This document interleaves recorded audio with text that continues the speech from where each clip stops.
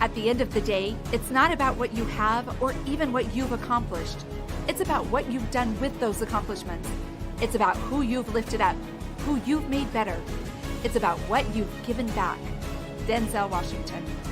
Welcome to Inspire Vision. Our sole purpose is to elevate the lives of others and to inspire you to do the same. Liam Naden, welcome to the show. Hey, thanks very much, Doug. Thanks for having me. Oh, it's a pleasure. Now, where are you located? At the moment, I'm talking to you from New Zealand, which is my birthplace country. I'm visiting for a little while on holiday. Oh, wonderful. And then normally, where are you at?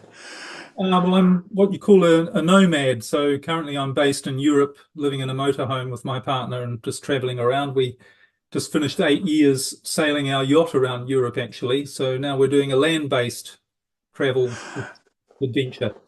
Oh, how fun. You know, I've always wondered what that would be like to just have the motorhome and just traveling around the country. I think that's fascinating. Yeah, anyway, as we get started, I'd love for you to share with the audience a little bit about who you are. And what I find fascinating is finding out how someone actually gets to the point that they are now and wanting to do what they're doing as far as making a difference in other people's lives. Sure. Well, you know, like you and probably people listening or watching, most people, I'm one of those people who's always been consumed by wanting to know how I could be the best version of myself that I could be. I always wanted to have a great life. I want to be successful, happy, wealthy. I didn't want to settle for a mediocre life. So I've actually spent most of my life studying, if you like, what is success. And really, more than just what is success, but what is it that gives us the life that we actually have? Is it just luck? Is it just our hard work? Is it a combination of luck and hard work? Is it our knowledge? Is it what we know? Is it what we learn? Is it our environment, our teachers and our parents, or our genetics? And so I've always been consumed by this question, and I've searched and researched many different areas to try and answer the question. I was brought up in religion, and I was taught that's how you become happy and successful and the best that you are. You just decide what you want and you pray for it, and God will give it to you.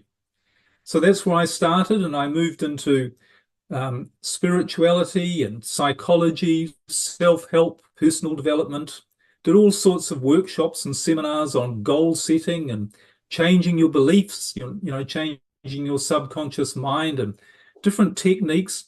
I went to all the seminars, read a lot of books, did every course I could get my hands on, and I became really successful, and I became a multi-millionaire and had many different businesses. I've had 18 different businesses in my lifetime so far. But something happened to me in my mid-40s, which was not on my goals list. It was not in my plan, and it was nothing to do with everything I knew about how to be successful and how to create success in your life. And that is, I went from being this successful multimillionaire to literally losing everything, becoming homeless overnight. And when I rebuilt my life after that experience, which was pretty difficult, I mean, I had to move back in with my elderly mother and sleep on the sofa in the living room in her small apartment. And here I was in my mid-40s, and I was thinking, how did this happen? This wasn't on a goals list. This wasn't the plan. But maybe realize that everything I thought I knew about how to be successful and how to manage your life, there was something else at play. And when I rebuilt my life after that experience, things went in a very different direction. And it was really strange in the sense that before, I'd always been chasing after success. I'd always been thinking, what else do I need to learn to be more successful? How can I be more successful? What course do I need to do? What book do I need to read? What bigger goal do I need to set for myself and start working towards? And that brought a lot of success on the outside, but it also brought a lot of stress, a lot of problems. And I got to the point of thinking what many people teach us, the point we believe it's true, and that is that problems and stress are a natural price that you pay for success, that you have to overcome challenges. That's what it's all about. But anyway, I went from that life. of really pushing and trying hard and being super motivated, reading everything I could, doing every seminar and reading and doing every course that I could. I went from that, chasing after success, to a different sort of life where I rebuilt my life. I was starting to create new businesses. I was making a really good income again.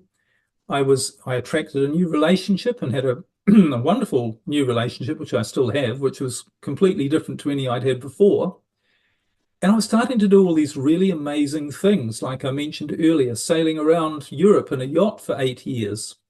And what I discovered was, instead of chasing after success in a really weird sort of way, without trying to sound too woo-woo, but it felt like success was actually chasing after me. Because I wasn't putting in the struggle. I was putting in effort, but unexpected things were happening. People would show up in my life out of the blue that would be really helpful. Or I'd come up with this new idea something I'd never thought of before, and it turned out to be a great idea.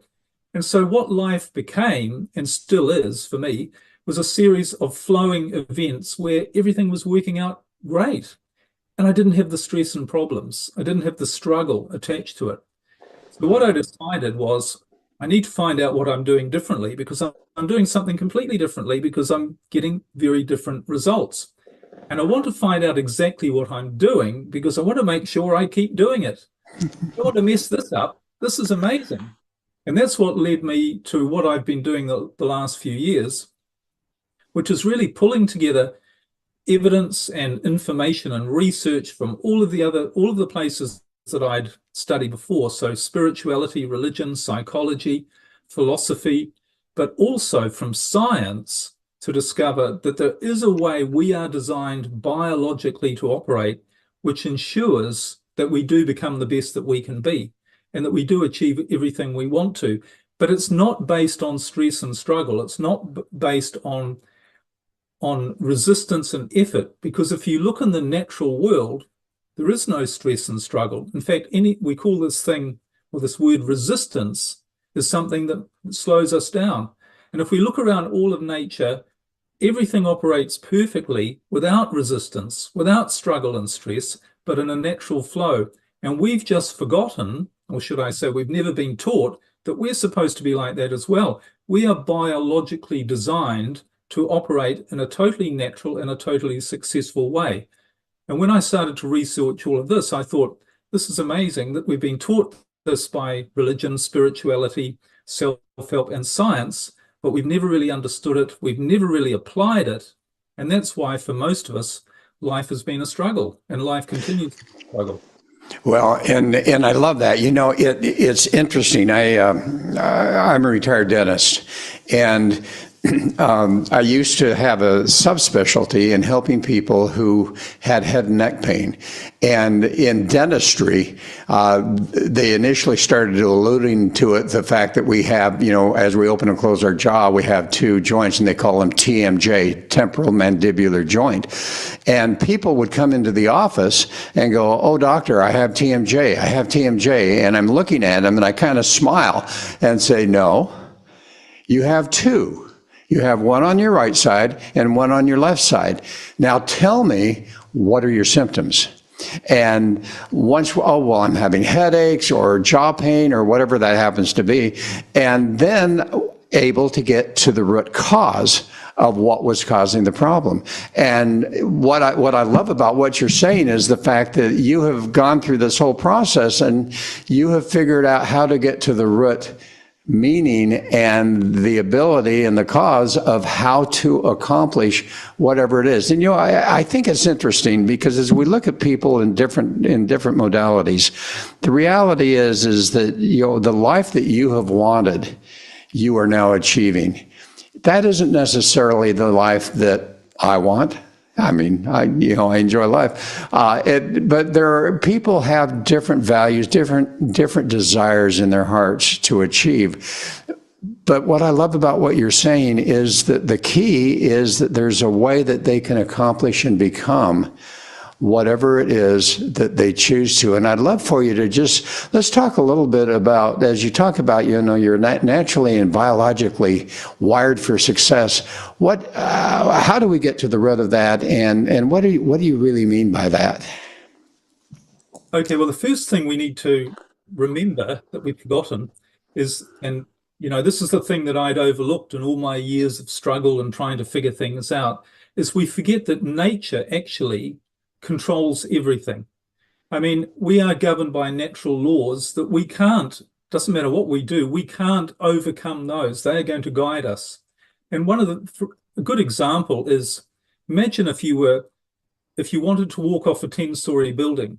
And now it wouldn't matter how motivated you were, how much you prayed, how much you believed, how much work you did on changing your subconscious mind, how determined you were. You walk off a 10-story building, no matter what you think or what you do, you're going to go down.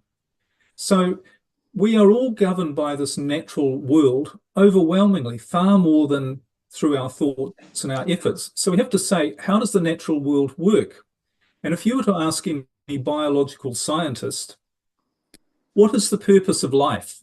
How does every living thing, which includes us, how do they operate? How are they wired? What are they designed to do? And every single biological scientist will tell you the overwhelming purpose, the primary function, and the primary wiring of every living thing is to survive. That's what everything is trying to do and is designed to do above all else. Now, what that means when you think about it is everything is trying to ensure that it survives for as long as possible. And every living thing has been given an instrument or a mechanism to make that happen. And what that is a brain. A brain is nothing more than a machine. I call it a machine because it functions in a very practical way and predictable way. A brain is nothing more than a machine that's designed to ensure that the organism it belongs to is the best that it can be so that it has the greatest chance for survival. And when you think about humans, what makes us the best that we can be? It's not just physically, it's also mentally and emotionally. In other words, it's being happy, it's being fulfilled, it's feeling that you really are the best and you are living your life purpose. So the brain actually is literally designed biologically to make sure that everything happens in your life and that you do everything to ensure that you are happy, fulfilled. And you mentioned earlier about being yourself, being the best version of yourself. That's your biological purpose. That's what you're wired and designed to do. So when I realized all of this, I realized there's only one reason, therefore, because if you ask most people, do you feel that you're being the best that you can be? Do you feel that everything about you, are you happy? Are you fulfilled? Do you really feel, we have an expression for this called being in the flow or being in the zone, being in that state of peak performance. Is that how you feel in your life? And most people will say, no, they don't feel like that. Well, the interesting thing is all of nature, science even has a word for that state of being in the flow, being in the zone, having peak performance. It's called homeostasis. And that is the natural state for every living thing. Our natural state is literally to be happy, is to be the best that we can be. It's to be at peak performance all of the time. So there can only be one reason why, because if we ask people, as I say, if you feel like that, most people are struggling, most people are stressed, they're not fulfilled, they're not happy. So what could be the cause of that? Well, there's only one thing. If you have a machine that's designed to make that happen, to ensure that the machine it belongs to, or what it belongs to, is being the best that it can be and living its highest purpose so that it has the greatest chance for survival. If it's not doing that, there's only one reason why that could be happening, and that is that machine is not being operated in the right way. And that's what's causing the problems. I mean, imagine, I use the analogy sometimes of a motor car. We all know what a motor car is. It's a machine, and it's designed to do one thing, get you from where you are to where you want to go. And it's going to do it predictably, reliably, without stress. You don't have to worry about it. You don't have to wonder if it's going to happen. You know it's going to happen if you drive it right. But if you don't drive it right, what's going to happen? If you're trying to, put your foot on the brake and the accelerator at the same time, and you put the wrong fuel in, and the engine's something wrong with it, it's not going to get you there. Or if it does, it's not going to be an enjoyable journey, but you're going to end up with problems. So any machine that is not operated correctly creates problems. And it turns out this is exactly, from a logical point of view, this is how we work. We have this machine, and if it's not working right, it creates problems in our life. And what I found really interesting, when I started to understand how the machine worked, what I realized, this is what I was doing differently. I was using it the wrong way, and I could see how, in hindsight, why using it the wrong way had been responsible for all of the stress and all of the problems and everything I did wrong in my life. And I could also see how I was using it differently. And in a funny sort of way, this machine was ensuring I didn't have problems in my life. I didn't have stress and struggle. So that's what it all comes down to. This is the foundation of understanding what really creates the results in our life. It's not us. Well, and you bring up an interesting topic, and that's the topic of awareness. Now for you, it took you how many years to the point where you suddenly, after all of the struggles that you were experiencing, you became aware that, you know what, I've got to change. I need to make some type of change, and I need to, create that curiosity in my mind to the point where I really figure this thing out. How do you say to someone, or how do you help them, as the audience is listening today, to be enough aware and have enough courage to say, you know what, this isn't right. I'm not liking where I'm at, and I take responsibility. I realize that it's not God's problem, it's my problem. How do you help people to get to that point? Well, to a certain degree, people have to get to that point themselves, to be honest and say to themselves. And again, when I work with people, I help them be honest and say, where are you right now? Are you any better off than you were 6 months, a year ago? Or are you still struggling with the same things 5 years ago? Are you really making any progress? And when people are prepared to accept that their way isn't working, what they generally become is more open to looking at an alternative idea. And the beauty with to be honest, with what I've created a 4-part brain model, which explains in a very clear and simple way the science of how your brain works and how it's designed to operate as a machine. And so the next step from people becoming aware that they have a problem is to start to learn and understand something different. And the beauty with this is, once you start to understand even what we've been talking about, our biological purpose. I mean, no one's ever talked to me about this, about we have a biological purpose to be the best that we can be, that we have the greatest chance for survival. We have a machine designed to ensure that happens. No one ever told me that when I was struggling to reach all my goals and trying to force my life to happen. But once we do accept that we have this biological machine, then all we need to do is learn how it works and how to use it. And it's all quite simple. It requires changing habits, but once you understand it, it's a bit like a motor car. Imagine if, excuse me, if you didn't know how a motor car operated, but you saw one standing there and someone told you it's a vehicle to get you over the hill, and you thought, well, I don't know anything about it, but maybe the way to operate it is I stand behind and I push it along. That seems logical because it's got wheels. So you stand behind and you try and push it with all your might. Now what happens?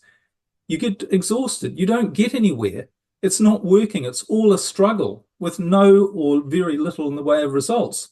And then you say to yourself, I'm the problem. I'm not trying hard enough. I'm not motivated enough. I need to build up my strength and determination and belief. So you push even harder on the car, and you're getting more tired. You're wearing your life out. And someone comes along and says, you don't understand how this works. You don't understand how to drive it, because it's not meant to be a struggle. It's not meant to be difficult. It's meant to be an enjoyable ride. This is how it works. Press this button, push this lever, and sit in the seat, and it'll work. And it really is as simple as that, and the same with the brain. It's so simple. We've actually been taught this in the Bible, in spiritual traditions throughout history, and increasingly through science, but we haven't taken any notice of it because we don't really understand how it works. And that's my mission, is to help people understand, because when they do, they think, why was I standing behind the car trying to push it? That's so stupid. Well, so let's get into that. You've got the four parts of the brain. Let's talk specifically about how does someone use their brain, and what is your process to help an individual to literally be able to achieve that success? You know, one of the things that you said that I find fascinating is as I'm here in Thailand, you know, I've enjoyed studying a little bit about Buddhism, and then I've read some interesting books. And one of the things that you have mentioned that I think is so important and yet so difficult to achieve is living in the here and now. Not worrying about the past, not fretting or worrying about the future, but just living in the here and now. And when we do that, as you, at least if I understood what you were saying, as you achieve that level of here and now, things came. And all of a sudden, it was miraculous the way that it was able to allow you to achieve those goals and the happiness that you were seeking for.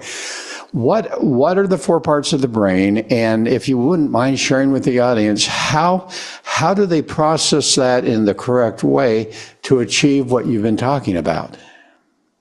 Sure, and it's very simple once you understand what the four parts of the brain are and what they do, to know where we've been going wrong all the time.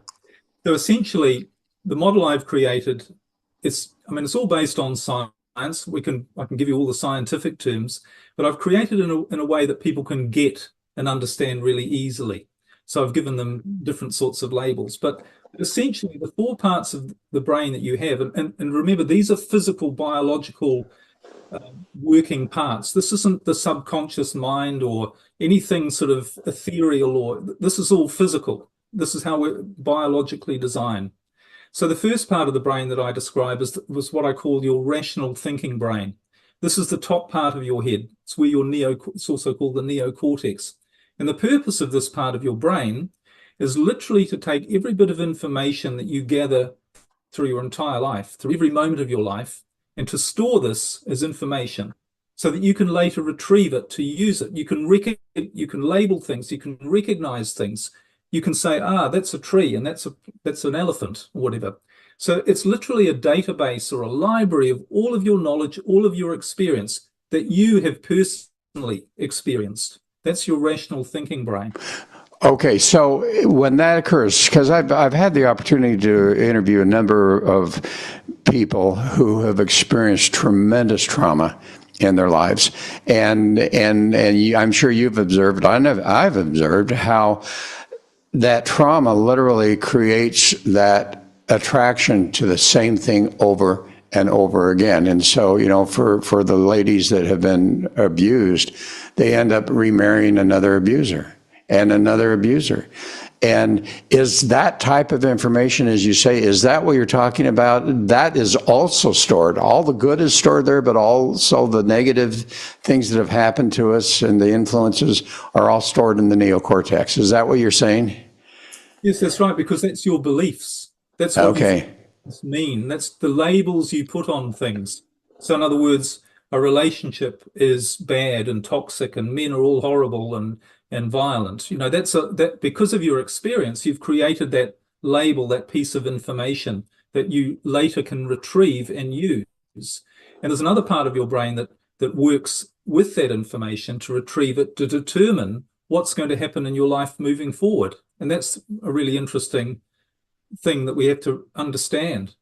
So yeah, that's how it works. So anyway, that's the first part. And the second part is what I call your emotional feeling brain. And this is located just below your neocortex. There's a couple of places, the amygdala and hippocampus and hypothalamus. You might have heard of those terms. This is the emotional feeling brain.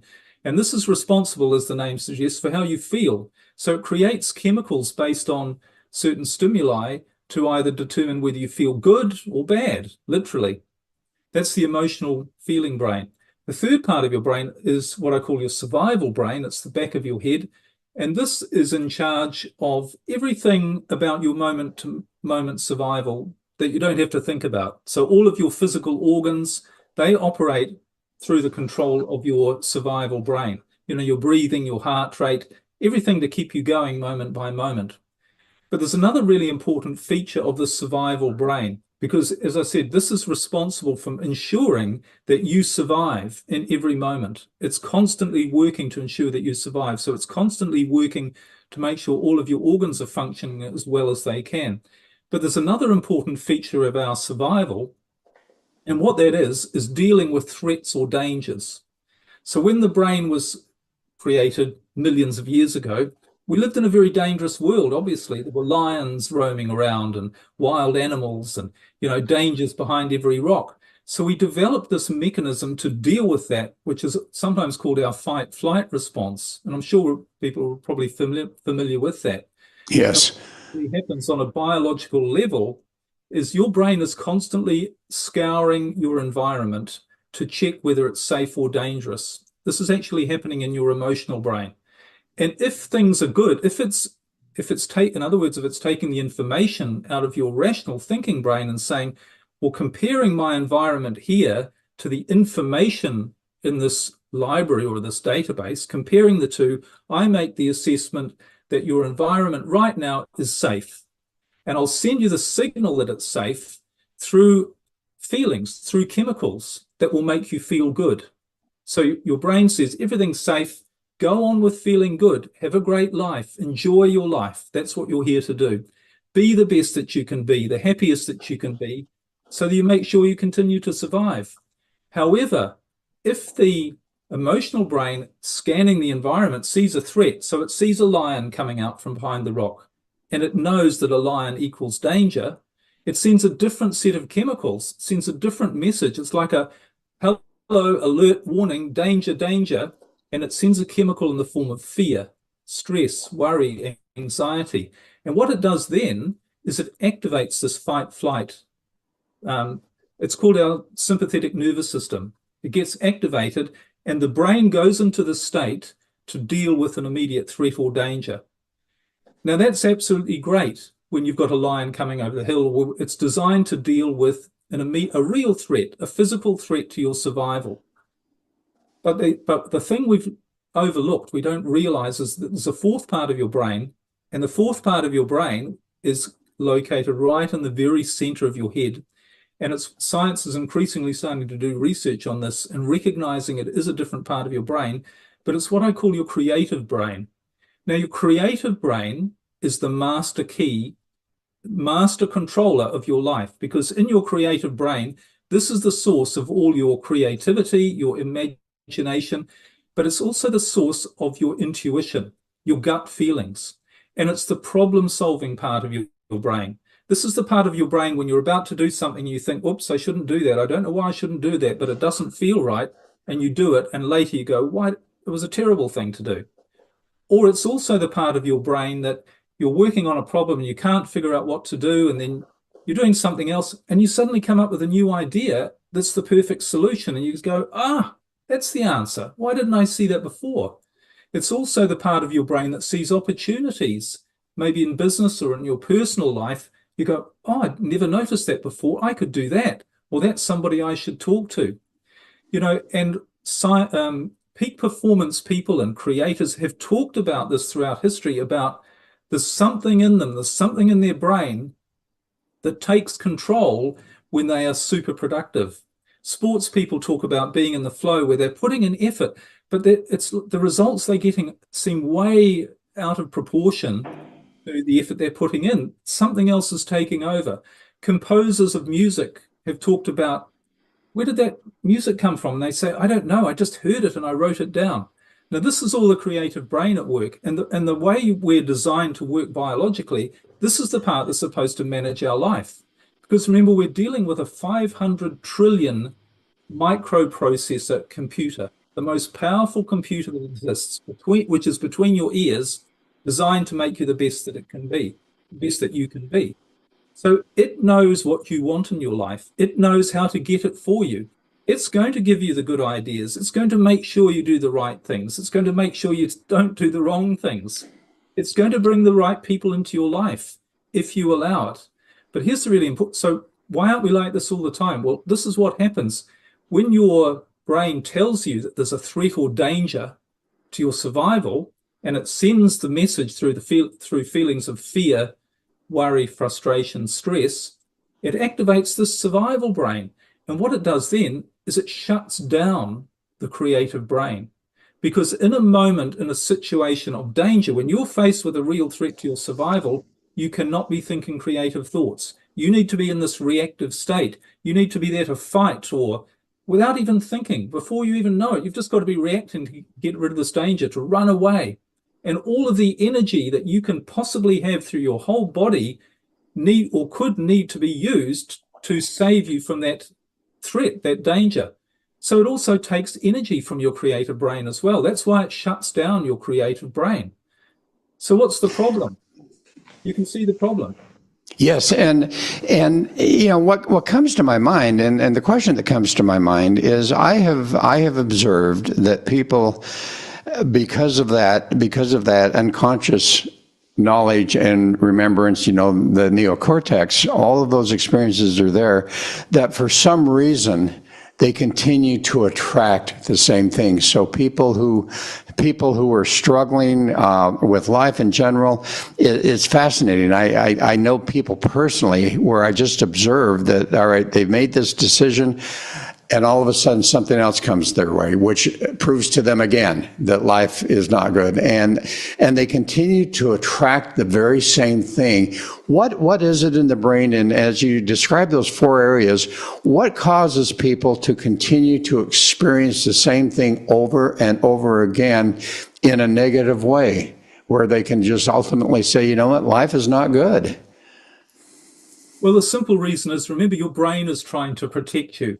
But when you activate your survival brain, in other words, when you feel stress, fear, worry, anxiety about something, you shut down your awareness and your brain goes to work to solve a problem. So, for instance, if you have a bad experience with relationships, your brain has come up with the truth, the fact, the perception for you that relationships are dangerous, relationships are bad, relationships are toxic. So if you suddenly get into another relationship, your brain is going to say, this is bad. How could we need to, this is a problem. We need to get rid of this problem as fast as possible.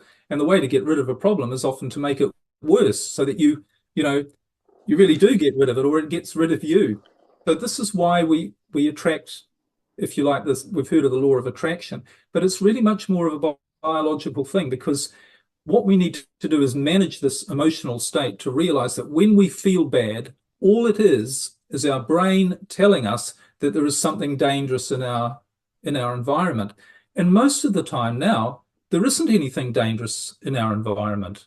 And that is the problem, because our brain thinks there is. So in other words, your wife tells you that she wants a divorce, and you go into a state of stress and panic. It's because your brain is activating your survival state, because it's telling you that there's a threat to you by your wife wanting a divorce. Because you might have these very deep beliefs about, or you can't be on your own, or you'll never find someone else as good, or, they're the perfect person, and you'll look back on your life with regret, and all these other bad things are going to happen to you. Now, these are all subconscious fears that we don't know exist, but they're there, which activate this very limited reactionary part of your brain, and they block out your awareness, the truth. Because the truth is, if your wife tells you that she wants a divorce, it might be a good thing. Your brain, remember, is there to protect you and give you the best life experience. It might be making that happen so that you find someone far better, or something that happens. Well, and you bring up an interesting point that I think it's important for the audience to remember. There's a saying that I love: what's true for you is true. Now, as I think about that, what comes to my mind is perception. Our perception of life, as you're explaining, is really based on that neocortex, all of those memories subconsciously that are there, and therefore they create truth for us. And that becomes the perception that we have of life. And so what I hear you saying is that there is a way to change that perception. Others refer to it as the movie of our life. We have created the movie for our lives, and yet people don't realize that they can literally change that movie and create something entirely different if they can change their perception of truth. And so as you're talking about this, that I find that fascinating that, you know, here's this brain that has all of these memories. And as it comes forward in any situation, what part of the brain and how do we control that part of the brain to say, you know what, this is just merely a perception based on emotions, and it's not really true for me, and I can change this? Well, you know, there's a difficult way to do it, but there's also a simple, natural way to do it. Because, of course, you're absolutely right. Everything is our perception. There is no objective reality. It's all in the way we see things. But here's the thing, when you use your creative brain, when you know how to activate it, and when you know how to stop activating the survival brain, which is blocking and shutting off your creative brain, what you find naturally is that your brain will bring you the right awareness. It will bring you the right perceptions. You will see things differently, and you will see things for what they really are, much more closer to the truth about how everything that happens in your life is for your benefit. I mean, you know, I went through that experience of losing everything. And at the time, I was so angry that, why has this happened to me? I've really tried all of my life to be the best that I can be. I've been the guy going to all the seminars and reading all the books. Nobody else I knew was going to them. I'm putting in all this effort. This is so unfair. Why has all of this happened to me? But when I shifted the part of my brain that I was using and learned how to stop activating that limited, frustrated part and activated my creative brain showed me a completely different perspective on what was happening in my life. And I could see it was the greatest gift that I'd ever been given, because that's what allowed me to learn about all of this stuff, about how the brain works. It allowed me to help myself to be far happier, far more fulfilled, far more on purpose in my life than I'd ever been. And that was the thing I ultimately wanted, and I'd never been able to find it. And also to help other people, to be here right now. So how can you say that anything was a bad thing? Was it a bad thing that I lost everything and became homeless? Only from a certain perspective. But this is the beauty when you use your creative brain, is your awareness expands and you see things so differently to what most people see. Because the other point about your survival brain, it's focused on problems. Remember, if you've got a lion coming at you from out in the jungle, your brain has to identify if it tells you there's a danger in your environment, it has to find every single danger. It has to be 100% focused on where is the danger in your life right now that I have to eliminate. And so your awareness becomes very focused on everything that's negative in your environment. You can't see. Your brain isn't letting you see for instance, in our world, all the amazing things that are happening, because it's telling you your world is full of danger and I'm here to get rid of those danger.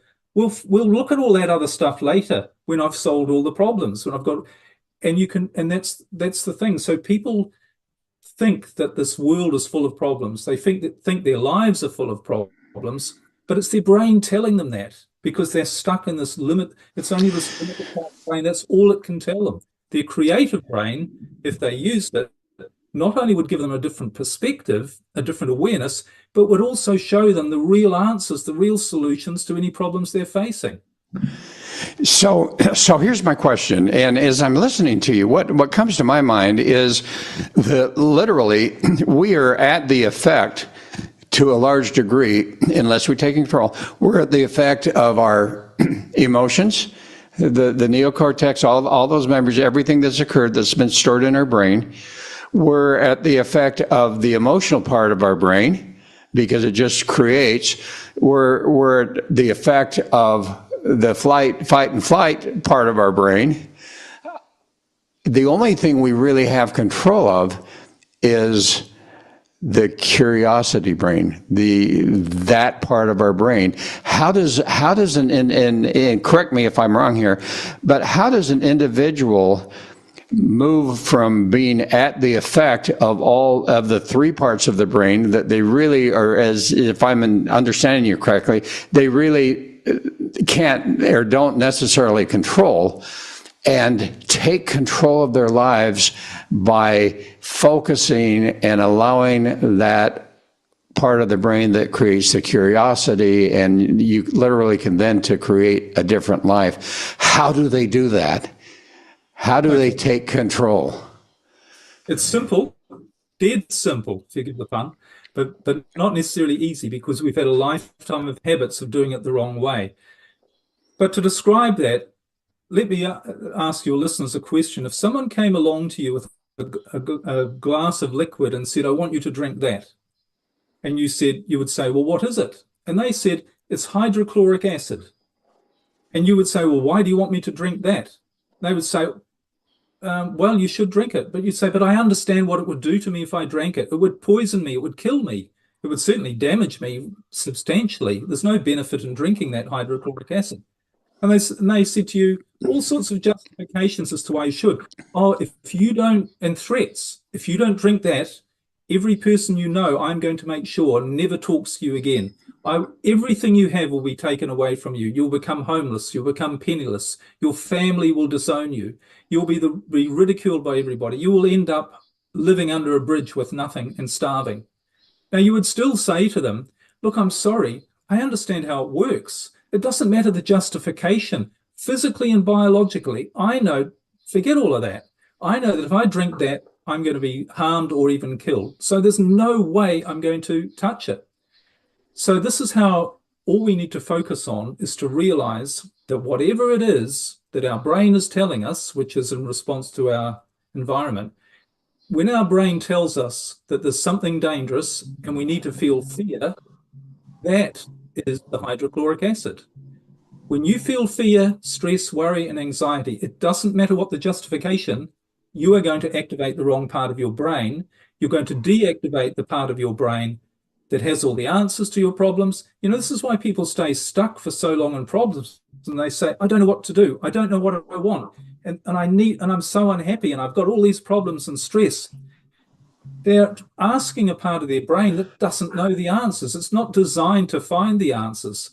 So all you need to do, this is the simple part, is to say, what can I do to ensure that I don't feel fear, stress, worry, and anxiety in my life? And many people, when I ask them this question, they say, that's ridiculous. There's all these terrible things going on in the world. I have all these problems in my life. Again, doesn't matter the justification. Fear is the chemical, the signal that's going to switch off the right part of your brain and switch on the wrong part of your brain. So your only job is to manage fear. And here's a funny thing. I thought, and I've heard this before when I really started to see the science behind this, how it works. I've seen this before. Where have I read that you should not be afraid? And it's the Bible. It says 365 times, be not afraid. This is an instruction. It's not a good idea. It's saying, don't be afraid. And the reason is when you feel fear, you activate the wrong part of your brain. And the part of your brain that is you being the best that you can be, it can't do its job. It's because it's supposed to be temporarily, but it's deactivated. So your only job is to manage your fear. And how do you do that? Well, we actually have far more of a choice over what makes us feel bad than we would admit. So in other words, we don't have to watch the news. We could turn that off. We don't have to have those conversations with people that make us feel bad. We don't have to talk about topics that make us feel bad. We don't have to interact with people that don't make us feel good, that make us feel bad. And when we realize how important this is, and not only that this creator brain is sitting there with all of the power of 500 trillion microprocessors to try and ensure that you live your biological purpose to be the best that you can be, and it'll do it if you let it, if you activate it, then our only job is to say, I've got to do whatever I can to get rid of fear in my life, get rid of anything that makes me feel bad, because that's the hydrochloric acid. And there are two ways to do it. One is our external environment, as I've been describing. which is anything that makes you feel bad. You can walk away from that relationship. You can walk away from that conversation, that job, that part of your business. I used to have parts of my businesses that I absolutely hated and were dragging me down, I should have just got rid of them. It would have been the best thing to do. But we don't do it because we're afraid that that's the wrong thing to do. We don't know that this part of our brain will make sure that all the right, if you get rid of that stuff out of your life, good stuff will show up. So we have that control. We actually do have the ability to manage our environment, to minimize, if not eliminate, anything that makes us feel bad. Okay, and you mentioned 3, and so as we're getting short on time, I'd love for you also to mention the other 2 fairly quickly, and then what I'd love for you to do is to be able to share with the audience a message that would be coming from your heart that you think would be of greatest value to them. Okay, well, the other thing you need other sort of fear to get rid of is internal fear. It's all of these beliefs and ideas, and all your brain is saying, there's something here that I believe from my information is a threat to your survival. So the stock market crashes and there's some information it retrieves and it says, what does that mean? It's a threat to your survival because I've read all of the stuff that when you lose all your money, then you're going to be homeless and end up under the bridge. So you feel stress, worry, and anxiety. It doesn't mean that at all. It's just the meaning you've given to it. It could mean a new business opportunity is about to show up for you. You could have that belief when you lose all your money, or you're supposed to start all over again because you weren't that happy anyway with what you had.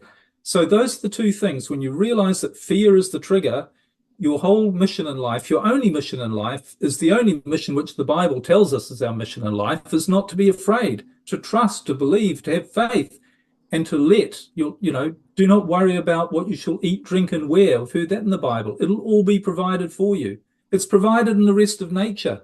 And our brain, our creative brain, when it's working right, is the machine that will make sure it's provided. So we just need to be very consciously aware of eliminating anything that's going to switch that part of our brain off. And it's fear, internal. Okay, great. So what's the message you'd like to share? Well, I like to say if we really want to succeed in life, we have to let ourselves off the hook. And what that means is you have to stop trying to reach your goals, manage your life, achieve, be happy through stress and struggle, because all that does is keep you stuck, keeps your brain stuck. But instead, we have this natural creative energy that if we know how to activate, we know how to energize, it actually activates this other part of our brain, this master part of our brain, our creative brain. And when we activate that, it does its job. It does what it's designed to do, which is literally to lead us down the easiest, fastest, most efficient path possible to being the best that we can be and living to our full potential, which means also being happy, fulfilled, and feeling in purpose about our life. Oh, I love that. And as you talk about let yourself off the hook, I know that that's the name of your podcast. At least I think that is. Is that also a book? It's a book in process. Yeah. Okay, so that's a book in process.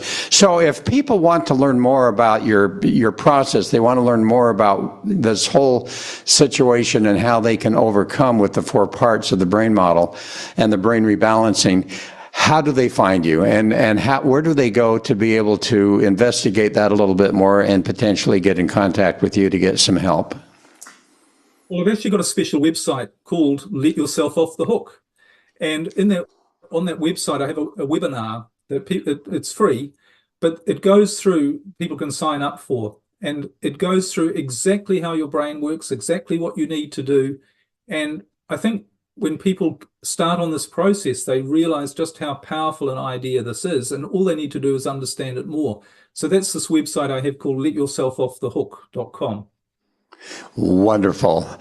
Liam, thank you so much. It's fascinating when I love it because I happen to be one of those analytical people that has to look at, when this happens, why, what's going on, and reading and research and so forth. And it's wonderful to speak with someone who does the same thing and recognize that that's sometimes what it takes to be able to come out with this type of information that will then help the general public to understand that they literally can change their lives, and their lives can experience something so much more beautiful if they're just willing to do it.